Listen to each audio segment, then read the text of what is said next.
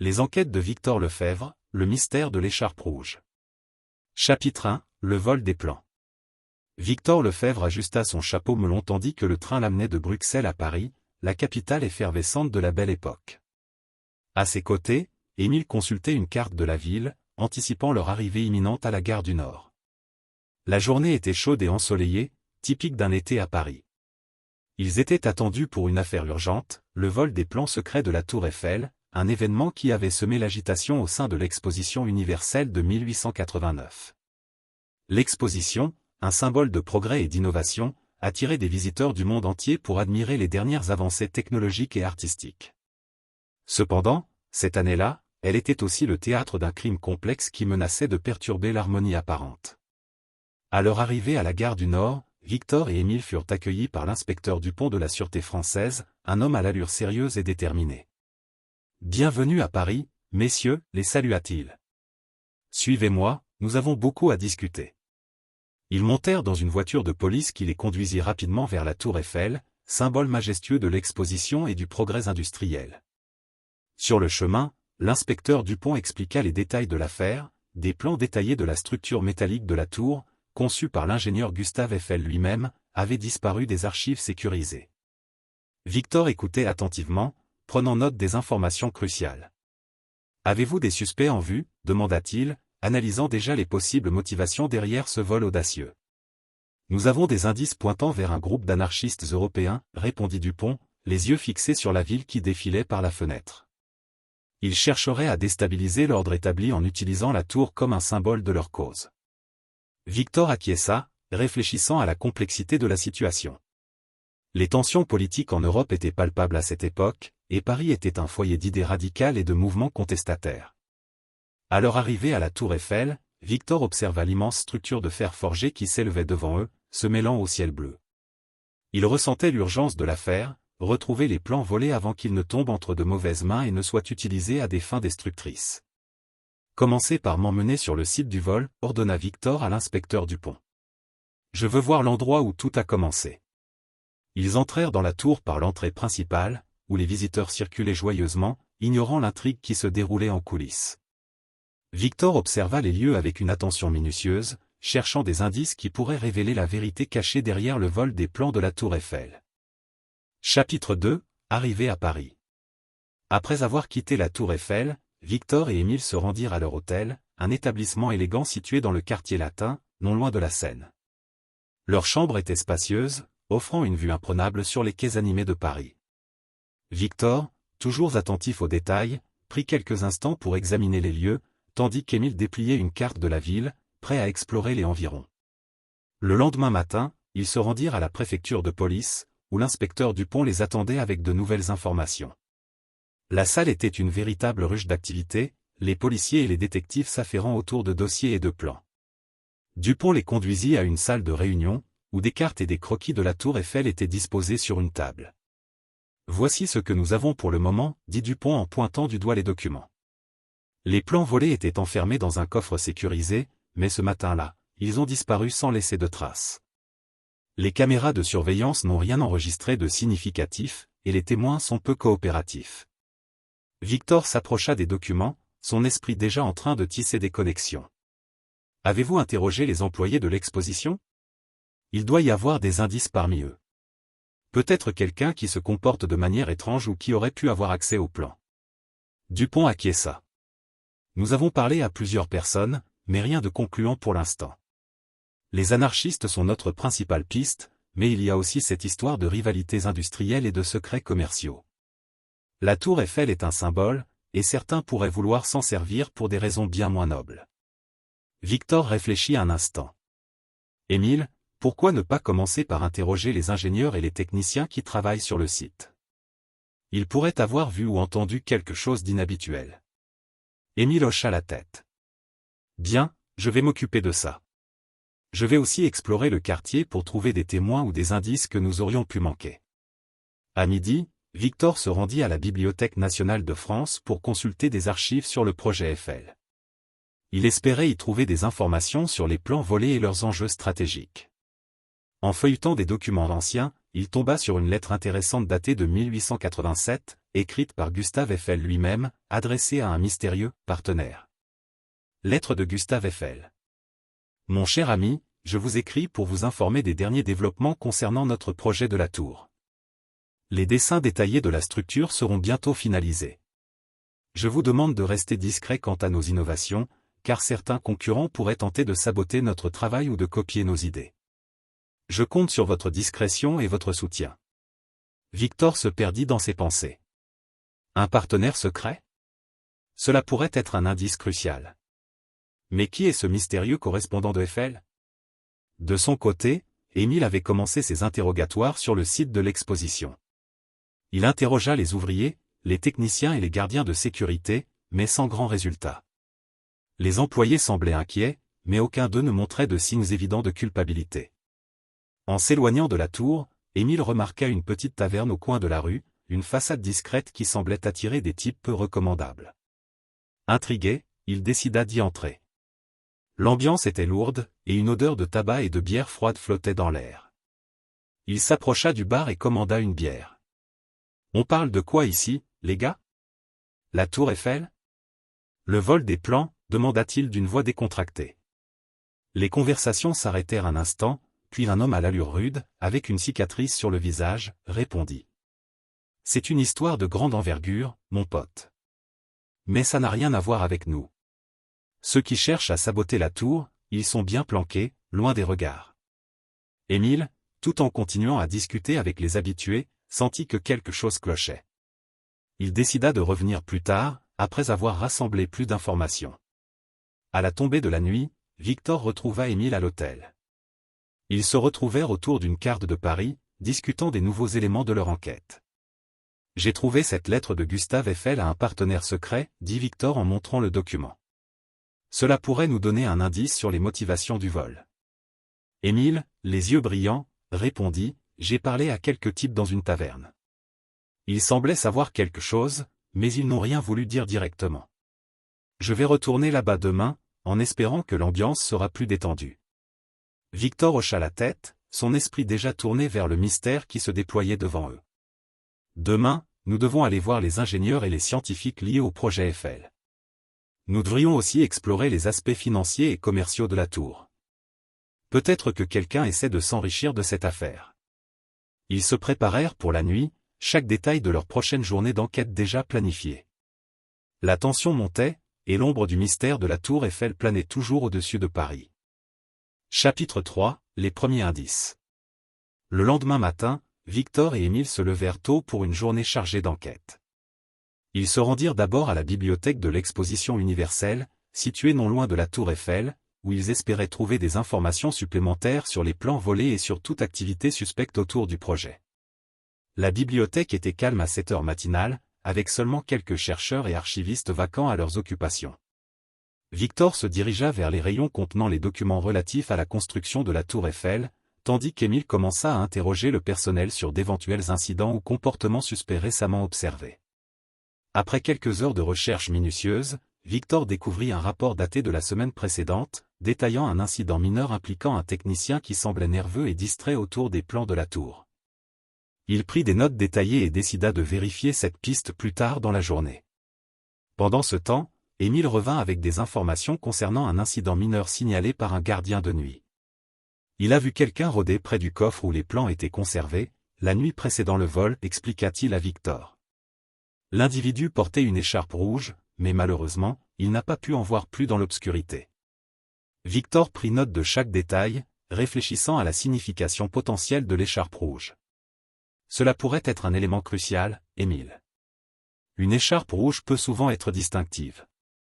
Nous devons interroger les gardes de sécurité et voir s'ils ont remarqué quelqu'un d'inhabituel cette nuit-là. Ils quittèrent la bibliothèque avec une direction claire en tête. Leur prochaine étape les mena à la rencontre des gardes de sécurité, des hommes robustes qui patrouillaient la nuit autour de la tour Eiffel.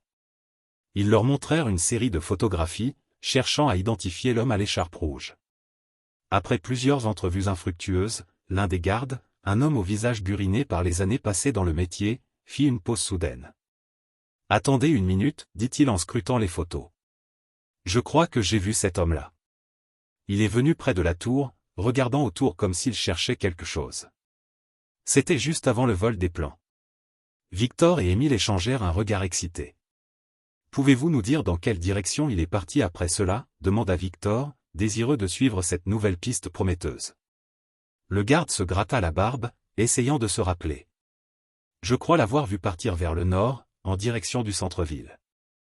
Mais je n'ai pas osé le suivre, pensant qu'il n'y avait rien de suspect à ce moment-là. » Sans perdre de temps, Victor et Émile décidèrent de suivre cette nouvelle piste. Ils marchèrent dans les rues animées de Paris, scrutant chaque visage à la recherche de l'homme à l'écharpe rouge. Ils passèrent devant des cafés pleins à craquer, des boutiques de mode élégante et des artistes de rue captivants, mais leur cible demeurait insaisissable. Finalement, après des heures de recherche, ils trouvèrent une piste, un petit magasin d'antiquités dans une ruelle cachée. Le propriétaire, un homme âgé avec des lunettes rondes et grises, sembla hésitant au début, mais il finit par reconnaître l'homme à l'écharpe rouge comme un client régulier. Oui, il est venu ici quelquefois, admit-il finalement. Il était intéressé par des cartes anciennes et des objets historiques. Je ne connais pas son nom, mais il parlait souvent de ses voyages à l'étranger. Victor et Émile échangèrent un regard. Des voyages à l'étranger, murmura Victor. Cela pourrait être lié à des réseaux internationaux, peut-être même à ceux que nous soupçonnons. Ils remercièrent le propriétaire pour son aide précieuse et retournèrent à leur hôtel, fatigués mais excités par les nouvelles pistes qu'ils avaient découvertes. Demain, nous devons creuser plus profondément dans le passé de cet homme à l'écharpe rouge, dit Victor en jetant un coup d'œil à la lune montante au-dessus de Paris. Nous trouverons les réponses que nous cherchons. Chapitre 4, une piste menaçante. Le matin suivant, Victor et Émile se réveillèrent avec une détermination renouvelée. Après un petit déjeuner rapide à l'hôtel, ils se dirigèrent vers le magasin d'antiquités où ils avaient découvert des informations cruciales sur l'homme à l'écharpe rouge. Le propriétaire n'était pas encore là, mais ils avaient prévu de le rencontrer plus tard dans la journée pour obtenir plus de détails sur le mystérieux client. En attendant, ils décidèrent de retourner à la tour Eiffel pour examiner plus en détail les alentours de l'endroit où les plans avaient été volés. Victor était convaincu qu'il devait retrouver l'homme à l'écharpe rouge avant qu'il ne disparaisse à nouveau dans les rues bondées de Paris. Arrivés sur place, ils furent accueillis par l'inspecteur Dupont, qui leur apporta de nouvelles informations. « Nous avons vu une percée dans l'affaire » annonça-t-il. « Nous avons identifié un ancien associé de Gustave Eiffel qui pourrait avoir des informations cruciales sur les plans volés. Il vit maintenant à Paris, et je pense qu'il serait sage de le rencontrer. » Victor acquiesça, conscient de l'importance de cette nouvelle piste. « Où pouvons-nous le trouver » demanda-t-il à Dupont. « L'homme s'appelle Jacques Moreau » répondit Dupont. « Il est un historien de l'architecture et a travaillé avec Eiffel sur plusieurs projets avant de prendre sa retraite. Il vit près de Montmartre. Je vous conduirai là-bas. » En route vers Montmartre, Victor réfléchissait à la manière dont toutes les pièces du puzzle semblaient se mettre en place. L'homme à l'écharpe rouge, les plans volés, et maintenant Jacques Moreau. Il sentait que la vérité était à portée de main. Ils arrivèrent devant une charmante maison en pierre blanche, cachée derrière des vignes grimpantes. Jacques Moreau, un homme âgé mais alerte, les accueillit chaleureusement dans son salon rempli de livres et de souvenirs d'une vie bien remplie. « Bonjour, messieurs, dit-il en souriant. Inspecteur Dupont m'a parlé de votre enquête. Je suis ravi de pouvoir vous aider. Gustave Eiffel était un génie, mais il avait aussi ses secrets. » Victor prit la parole. « Monsieur Moreau, nous avons besoin de votre expertise. Avez-vous connaissance de certains projets ou plans secrets que Gustave Eiffel aurait pu garder hors des archives officielles ?» Moreau hocha la tête, son visage s'assombrissant légèrement. Il y avait des rumeurs, bien sûr. Eiffel était prudent, surtout quand il s'agissait de ses innovations. Il y avait un projet secret, un système de sécurité avancé pour la tour Eiffel, mais il a été abandonné en raison de pression politique. Victor écoutait attentivement, prenant des notes.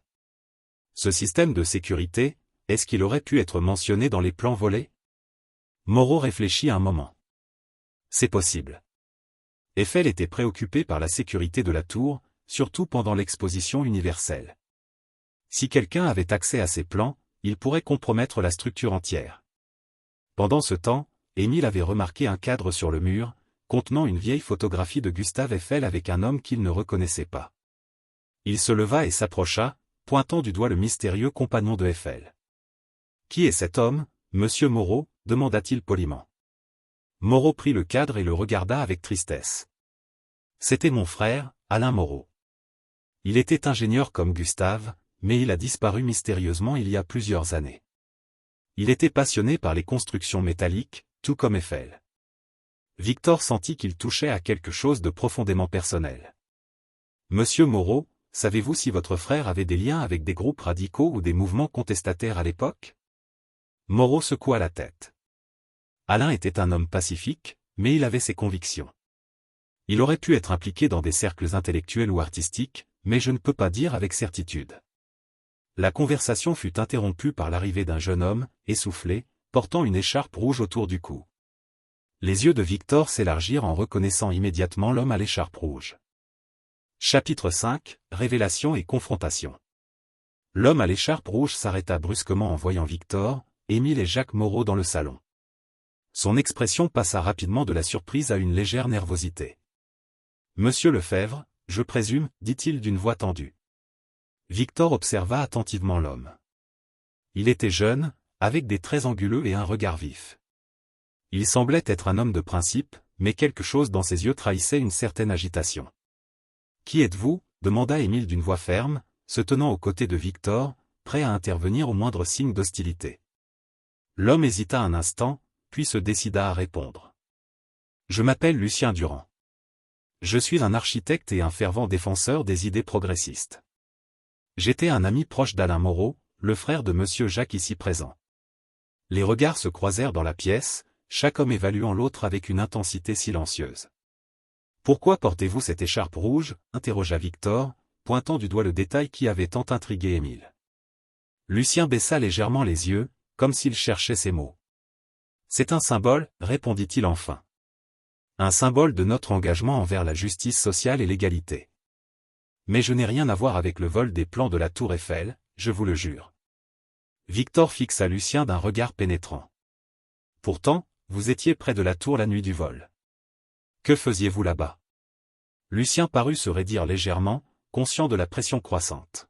« Je suis architecte. Je m'intéresse aux structures métalliques comme celle de la tour Eiffel.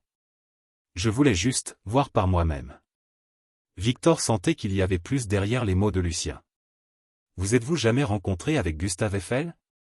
Avez-vous des liens avec des cercles intellectuels qui auraient pu être au courant de ces plans secrets ?» Lucien hésita, ses pensées visiblement en conflit. Finalement, il soupira et prit une décision. « Oui, j'ai rencontré Gustave Eiffel à plusieurs reprises. Nous partagions un intérêt commun pour l'architecture et la métallurgie. Mais je ne savais rien des plans volés, je vous assure. » Victor échangea un regard significatif avec Émile, notant la sincérité dans les yeux de Lucien. « Monsieur Durand, nous devons vérifier vos déclarations. Mais d'abord, que savez-vous de l'homme qui vous a rendu visite à la taverne la nuit précédant le vol?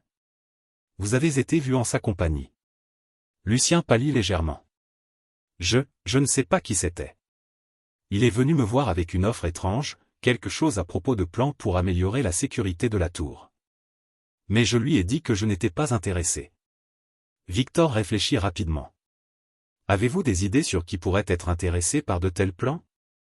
Des ennemis de l'exposition universelle, peut-être » Lucien secoua la tête avec fermeté. « Non, je ne connais personne qui aurait de telles intentions. Mais je peux vous aider à découvrir qui est derrière tout ça, si vous me faites confiance. » Jacques Moreau, qui avait observé la conversation en silence jusqu'à présent, intervint calmement. « Victor, Lucien est honnête dans ses paroles. Je connais sa famille depuis des années. Il n'a aucun intérêt à nuire à la tour Eiffel ou à l'exposition universelle. » Victor sentit que cette situation était plus complexe qu'il ne l'avait imaginé. « Très bien, Lucien. Nous allons suivre cette piste. Mais vous devez rester à disposition pour d'autres questions, si nécessaire. » Lucien acquiesça avec reconnaissance, conscient de l'opportunité que lui offrait Victor de prouver son innocence. Dans les heures qui suivirent, Victor, Émile et Dupont mirent en place une stratégie pour approfondir leurs investigations. Ils décidèrent de retourner à la taverne où Lucien avait été vu avec l'homme mystérieux, espérant trouver des réponses supplémentaires parmi les habitués du lieu. À mesure que le soleil se couchait sur les toits de Paris, l'ombre du mystère de la tour Eiffel s'allongeait, révélant des connexions et des alliances insoupçonnées. Pour Victor Lefebvre, chaque piste suivie représentait un pas de plus vers la vérité cachée derrière le vol des plans et les intentions secrètes qui menaçaient la stabilité de la tour Eiffel elle-même. Chapitre 6, le réseau des intrigues. La taverne était remplie de fumée de tabac et de conversations animées lorsque Victor, Émile et l'inspecteur Dupont entrèrent. Ils cherchèrent du regard l'endroit où Lucien Durand avait été vu en compagnie de l'homme mystérieux la nuit précédant le vol des plans de la tour Eiffel. Assis à une table sombre à l'arrière de la pièce, un homme à l'allure discrète attira leur attention. Son regard perçant semblait scruter chaque personne entrant dans l'établissement. Victor nota mentalement son visage, ressemblant à celui décrit par le garde de sécurité à la tour Eiffel comme étant celui de l'homme qui rôdait près du coffre des plans. « Inspecteur Dupont, voyez-vous cet homme là-bas » murmura Victor, indiquant discrètement l'individu à Émile. Dupont suivit le regard de Victor, ses yeux se rétrécissant légèrement. « Oui, c'est lui. Je l'ai vu également dans les environs de la tour cette nuit-là. Nous devons l'interroger discrètement. » Victor et Émile s'approchèrent de la table où l'homme solitaire sirotait son verre de vin rouge. « Bonsoir, monsieur, commença Victor d'une voix polie mais ferme. « Pouvons-nous prendre un moment de votre temps pour discuter d'une affaire importante ?» L'homme releva les yeux, apparemment indifférent au début, mais ses yeux se durcirent lorsqu'il vit l'uniforme de l'inspecteur Dupont. « Je n'ai rien à dire à la police, répliqua-t-il d'un ton sec, prêt à se lever. Victor posa une main sur son épaule, exerçant une légère pression. « Nous ne sommes pas ici pour vous arrêter, monsieur. Nous cherchons simplement des réponses concernant ce qui s'est passé à la tour Eiffel récemment. » L'homme sembla hésiter un instant, évaluant rapidement ses options. Finalement, il acquiesça et invita Victor, Émile et Dupont à s'asseoir avec lui. « Je m'appelle André Leclerc, se présenta-t-il finalement. Je suis un entrepreneur indépendant, toujours à la recherche de nouvelles opportunités. Que voulez-vous savoir exactement ?» Victor prit une gorgée de son verre d'eau, observant attentivement les réactions d'André Leclerc. « Nous savons que vous étiez près de la tour Eiffel la nuit du vol des plans. Que faisiez-vous là-bas » André soupira, semblant se résigner à l'idée de parler. « Je travaillais pour un client. Il m'a demandé de récupérer des informations sur les nouveaux dispositifs de sécurité que Gustave Eiffel avait conçus pour la tour. »« Qui était votre client » demanda Émile, intrigué. André secoua la tête. « Je ne peux pas vous le dire. Il m'a payé pour effectuer un travail discret, c'est tout ce que je peux dire. » Victor réfléchit rapidement. « Combien de fois avez-vous été en contact avec ce client ? Y a-t-il eu d'autres missions similaires par le passé ?» André hésita un moment avant de répondre. « Quelquefois. Il est resté anonyme, me communiquant ses instructions par l'intermédiaire d'intermédiaires. Je n'ai jamais su grand-chose sur lui, seulement qu'il était prêt à payer cher pour des informations confidentielles. »« Et où avez-vous rencontré votre dernier intermédiaire » interrogea Dupont, prenant des notes méticuleusement. André grimaça légèrement. « C'était à cette taverne, la nuit précédant le vol des plans. Il m'a donné des détails sur la disposition des plans et m'a indiqué où les trouver à la tour Eiffel. » Victor sentit qu'il progressait dans l'affaire, mais il savait que des pièces manquaient encore au puzzle. « Avez-vous une idée de l'identité de cet intermédiaire ? Une description, peut-être » André secoua la tête, frustré. « Il portait une écharpe rouge pour me signaler, mais je ne l'ai jamais vu le visage. C'était toujours dans l'ombre, comme s'il voulait rester anonyme. » Victor remercia poliment André pour ses réponses et se leva, signalant à Émile et Dupont qu'ils avaient suffisamment d'informations pour l'instant. Ils quittèrent la taverne, laissant André Leclerc perdu dans ses pensées. À l'extérieur, Émile murmura à Victor, « Que faisons-nous maintenant ? Nous avons des pistes, mais elles semblent mener à des cercles d'intrigues profondes. » Victor réfléchit un instant, le regard perdu dans les rues animées de Paris. « Nous devons découvrir qui se cache derrière tout cela. L'écharpe rouge est notre prochaine clé. » Ils se dirigèrent vers leur hôtel, prêts à continuer leur enquête avec une détermination renouvelée.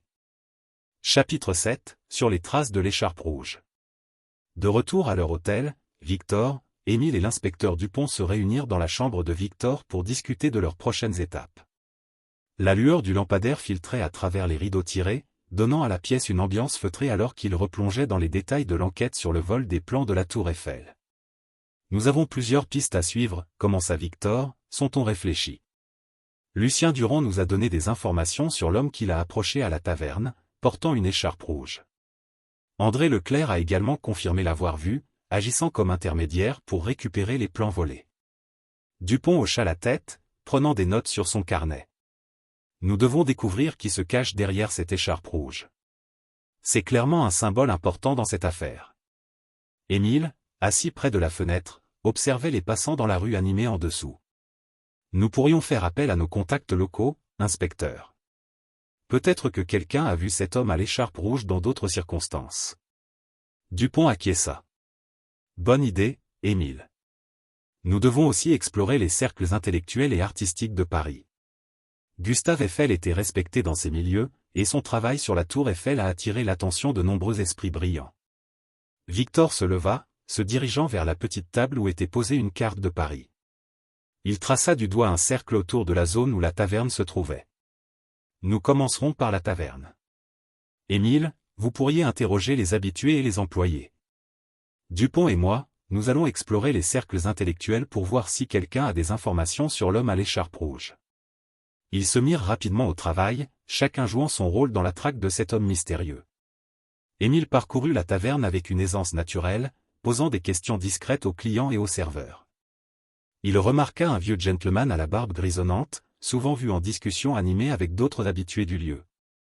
Victor et Dupont visitèrent plusieurs cafés littéraires et salons artistiques, écoutant les discussions sur l'architecture, la politique et les développements récents à Paris. Ils s'intéressaient particulièrement à tout indice mentionnant un homme avec une écharpe rouge, mais les réponses étaient souvent vagues et les regards inquiets. Finalement, après une journée de recherche intensive, Émile revint à leur hôtel avec une nouvelle intéressante. J'ai parlé à quelques personnes à la taverne, commença-t-il, posant un dossier sur la table. Il semble que l'homme à l'écharpe rouge soit connu dans certains cercles plus radicaux. Il pourrait être associé à un groupe qui prône des idées progressistes et qui critique ouvertement l'exposition universelle. Victor parcourut les informations rassemblées par Émile, notant les détails pertinents. Cela correspond avec ce que nous avons appris jusqu'à présent. Ces critiques pourraient avoir des motifs pour vouloir perturber l'exposition, mais nous devons trouver des preuves concrètes. Dupont ajouta, j'ai entendu parler d'une réunion secrète demain soir dans un café près du quartier latin. Il pourrait y avoir des membres de ce groupe présents. Cela pourrait être une occasion pour nous d'obtenir des réponses. Ils décidèrent de se rendre à cette réunion sous couverture, espérant identifier l'homme à l'écharpe rouge et comprendre ses motivations. C'était une étape risquée, mais ils savaient que c'était leur meilleure chance de percer le mystère qui entourait le vol des plans de la tour Eiffel. Chapitre 8, la réunion secrète. Le café près du quartier latin était illuminé par une lueur chaleureuse, contrastant avec la fraîcheur de la nuit parisienne. Victor, Émile et l'inspecteur Dupont s'étaient glissés dans la salle, se mêlant aux clients attablés tout en observant discrètement ceux qui pourraient être associés au groupe radical. Dupont, assis à une table à l'écart, surveillait les arrivées avec attention. Émile, quant à lui, se tenait près du comptoir, écoutant les conversations autour de lui avec un intérêt fin. Victor, caché dans l'ombre d'un coin sombre, observait les gens entrant et sortant du café, cherchant des signes de l'homme à l'écharpe rouge. Après un certain temps d'attente tendue, Victor repéra un homme portant une écharpe rouge, discutant vivement avec un groupe de jeunes intellectuels. Son cœur battit un peu plus vite en reconnaissant l'insigne distinctif. Il fit signe à Émile et Dupont de le suivre discrètement. Ils s'approchèrent du groupe, prêtant l'oreille à la conversation tout en essayant de ne pas attirer l'attention. L'homme à l'écharpe rouge parlait passionnément de l'exposition universelle et de l'impact de la tour Eiffel sur la culture et la société. Ces mots étaient teintés d'une critique acerbe, dénonçant les dépenses extravagantes et les ambitions nationalistes derrière l'exposition. Victor nota mentalement chaque détail, cherchant des indices sur son implication dans le vol des plans. Émile, quant à lui, tentait de capturer la conversation avec discrétion, notant les noms et les opinions exprimées par les membres du groupe. Finalement, l'homme à l'écharpe rouge se leva pour partir, saluant ses compagnons avant de se diriger vers la sortie. Victor échangea un regard rapide avec Émile et Dupont, décidant silencieusement de le suivre à l'extérieur. Dans les rues sombres de Paris, l'homme à l'écharpe rouge marchait rapidement, ses pas résonnant sur les pavés. Victor, Émile et Dupont le suivirent à distance, se faufilant parmi les passants pressés et les ombres des bâtiments anciens. Ils finirent par le voir entrer dans un petit appartement au dernier étage d'un immeuble modeste. Victor prit la décision de frapper à la porte, espérant obtenir des réponses directes cette fois-ci. L'homme à l'écharpe rouge ouvrit la porte avec méfiance, ses yeux s'élargissant en reconnaissant Victor et les autres. « Que faites-vous ici » demanda-t-il d'une voix tendue. Victor fit un pas en avant, le regardant droit dans les yeux. « Nous savons ce que vous avez fait. Nous voulons comprendre pourquoi. » L'homme hésita, semblant peser ses options. Finalement, il soupira et ouvrit la porte plus largement, les invitant à entrer.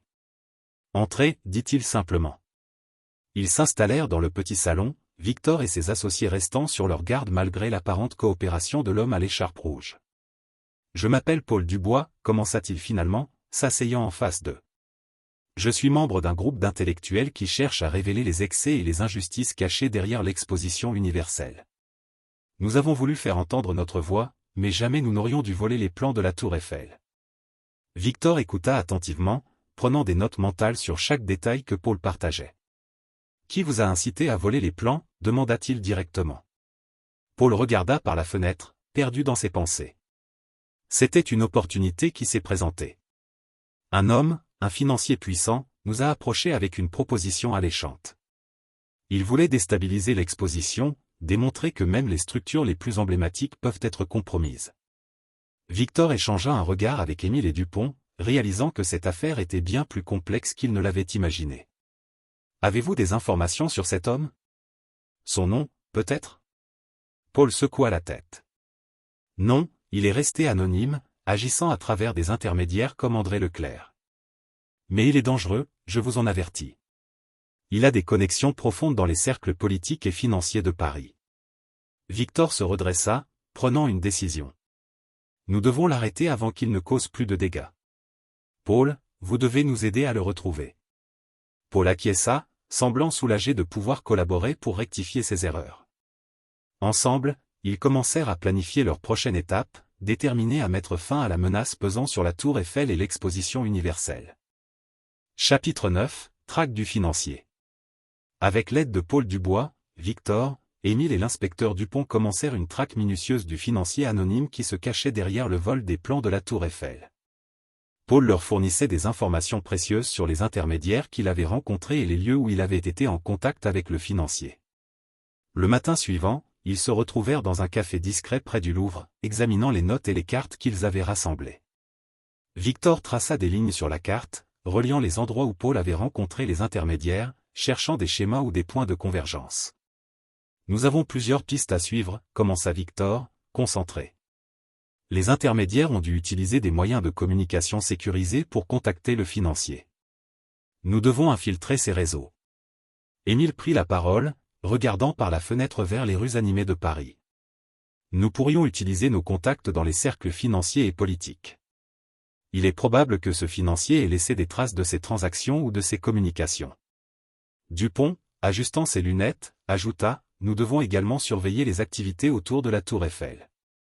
Le financier pourrait tenter de reprendre contact maintenant que l'affaire a été exposée. » Ils décidèrent de diviser leurs efforts, Émile enquêterait sur les aspects financiers et politiques, cherchant des connexions potentielles du financier avec des personnalités influentes. Dupont coordonnerait la surveillance autour de la tour Eiffel, surveillant toute activité suspecte ou mouvement inhabituel. Victor, quant à lui, se concentra sur la recherche des intermédiaires connus, espérant suivre la piste jusqu'au financier lui-même. Il se rendit à nouveau dans les cafés et les lieux mentionnés par Paul, posant des questions discrètes et écoutant les rumeurs qui circulaient parmi les cercles underground de Paris. Les jours passèrent dans une frénésie d'activité. Chaque soir, ils se réunissaient pour mettre en commun leurs découvertes et ajuster leur stratégie. Émile rapportait des noms de personnes influentes suspectées d'avoir des liens avec le financier, tandis que Dupont signalait des mouvements suspects près de la tour Eiffel. Finalement, après plusieurs jours de recherche intensive, ils reçurent une information cruciale, un intermédiaire, connu sous le nom de Marcel Leclerc, allait rencontrer le financier dans un hôtel de luxe près de l'Opéra Garnier. C'était leur meilleure chance de capturer l'homme derrière toute cette affaire. Ils se préparèrent soigneusement pour l'opération. Victor et Dupont se postèrent en surveillance discrète à l'extérieur de l'hôtel, tandis qu'Émile et une équipe de renfort se tenaient prêts à intervenir au moindre signe d'alerte. Dans la soirée, Marcel Leclerc entra précipitamment dans l'hôtel, jetant des regards nerveux autour de lui. Victor et Dupont échangèrent un regard, sachant que l'homme à l'écharpe rouge n'était probablement pas loin. Ils attendirent, tendus, alors que les minutes semblaient s'étirer. Finalement, une silhouette élégante sortit d'une voiture de luxe, portant une écharpe rouge autour du cou. C'était lui, le financier tant recherché. Victor donna un signal discret à l'équipe d'intervention. En quelques instants, l'hôtel fut encerclé, les hommes de Dupont se précipitant pour sécuriser la zone. Victor et Dupont s'approchèrent de l'homme, le forçant à se rendre sans incident. Le financier, pris au piège, ne put que se résigner. « Vous ne comprenez pas » commença-t-il, ses yeux cherchant une issue. Ce n'était qu'une démonstration de pouvoir, une façon de montrer que rien n'est inviolable. Victor ne montra aucune empathie. Vous avez mis en danger la sécurité de milliers de personnes pour vos jeux de pouvoir. Vous répondrez de vos actes devant la justice. Ils l'escortèrent hors de l'hôtel, mettant fin à une traque qui avait commencé avec le vol des plans de la Tour Eiffel. Le soleil se levait lentement sur Paris, marquant la fin d'une affaire complexe et dangereuse pour Victor et ses associés.